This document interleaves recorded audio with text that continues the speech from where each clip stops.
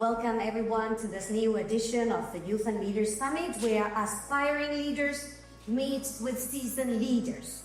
This theme of leadership is very important, especially in these very troubled times we are living.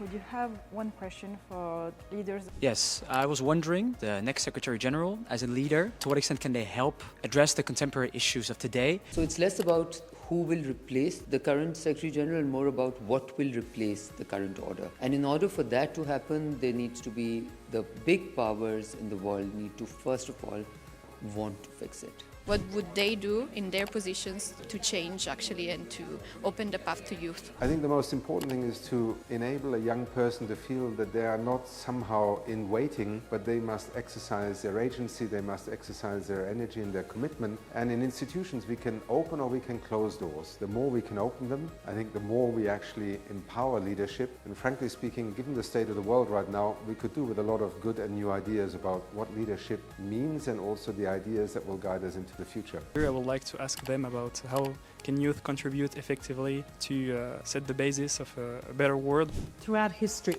at every turn, every emancipatory process, every liberation movement has had at its forefront young people. Youth is a competency, not an identity alone. You are the ones who grew up in the digital age. You are the ones who have a stake in the future but are not responsible for the mess that old people like me have made. Young people are entitled to be at the table, but they're also the best equipped to be at the table by virtue of competence. It's great because it actually creates a link between generations to discuss and to take something out of that interaction that often is not very produced in politics, especially in international politics, which has, let's say, a system for which naturally a generational hierarchy is often very privileged. It was challenging, honestly, to be a youth section of this panel because you do definitely have a piece of imposter syndrome